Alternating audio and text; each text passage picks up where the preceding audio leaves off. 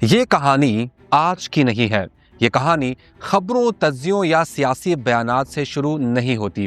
یہ کہانی اس دن سے شروع ہوتی ہے جب عرب کے تپتے ہوئے ریگزار میں، کربلا کے میدان میں، بھوک، پیاس اور موت کے درمیان ایک سچ بولنے والی آواز اٹھی تھی، اور وہ آواز تھی، بیعت نہیں ہوگی۔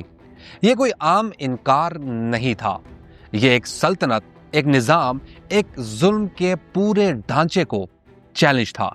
سامنے یزید کی طاقت تھی، ہزاروں کا لشکر، تلواریں، گھوڑے، حکمران کا غرور، اور ادھر صرف 72 نفوس، پیاسے بچے، سہنتی مائیں، جلتے خیمے اور ایک امام۔ کربلا نے یہ سکھایا کہ جنگ میدان میں نہیں جیتی جاتی، جنگ ضمیر میں جیتی جاتی ہے، کہ حق اگر سچ پر ہو، تنہا بھی ہو تو بھی غالب ہوتا ہے۔ حبیب ابن مظاہر جیسے بوڑھے، جن کی کمر جھک چکی تھی، جن کے بال سفید تھے، جن کے جسم نے عمر کا بوجھ اٹھا لیا تھا، مگر نظریہ ایسا جوان جیسے ابھی ماں کی گود سے اٹھ کر حق کے دفاع میں کھڑا ہوا ہو۔ کربلا نے بتایا کہ حسین کے ساتھ کھڑا ہونا صرف تلوار اٹھانا نہیں، یہ فیصلہ کرنا ہے کہ زندگی عزت کے ساتھ چاہیے یا ذلت کے ساتھ نہیں چاہیے۔ پھر صدیوں کا سفر طے ہوا، زمانے بدلے، لباس بدلے، تلواریں میزائل بن گئی اور لشکر میڈیا اور معیشت کی صورت میں آ گئے، لیکن ظلم کی فطرت نہیں بدلی۔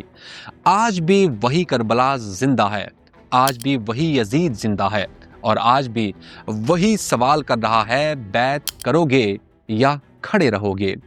یہ وہ دور ہے جہاں اکثر عرب حکمران وقت کے یزید کے سامنے سر جھکا چکے ہیں، جہاں امریکہ اور اسرائیل کے دربار میں خاموشی کو عقل مندی اور غلامی کو سفارتکاری کہا جا رہا ہے، جہاں فلسطین جل رہا ہے اور ایوانوں میں سکوت طاری ہے، جہاں محلات روشن ہیں لیکن ضمیر اندھیرے میں ڈوبے ہوئے ہیں۔ لیکن اسی اندھیرے میں ایک صدا آج بھی گونج رہی ہے، وہی صدا جو کربلا میں گونجی تھی، بیعت نہیں ہوگی۔ یہ وہ ایران ہے جس نے اپنی آزادی کی قیمت خون سے ادا کی۔ یہ وہ ایران ہے جس نے اپنے جنرل قربان کیے، اپنے سائنسدان شہید کروائے، اپنے ڈاکٹر، استاد، عام شہری کھوئے، لیکن اپنے نظریے کا سودا نہیں کیا۔ اس پر پابندیاں لگائی گئیں تاکہ دوا نہ پہنچے، روٹی مہنگی ہو جائے، عوام تھک جائیں اور ملک گھٹنے ٹیک دے۔ اس کے دماغوں کو نشانہ بنایا گیا، اس کے مستقبل کو قتل کرنے کی کوشش کی گئی۔ مگر سوال پھر بھی وہی ہے، ایران جھکا کیوں نہیں؟ اور اس کا سیدھا اور سادہ جواب ہے، کیونکہ ایران کے پاس صرف فوج نہیں، صرف ہتھیار نہیں، ایران کے پاس کربلا ہے۔ ایران کے سینے میں علی کا حوصلہ دھڑکتا ہے، ایران کے دامن میں زینب کا صبر ہے، اور ایران کی رگوں میں عباس کی للکار دوڑتی ہے، وہ للکار جو کہتی ہے، پانی بند ہو سکتا ہے، راستے بند ہو سکتے ہیں، پابندیاں لگ سکتی ہیں، لیکن حق کا راستہ کبھی بند نہیں ہوتا۔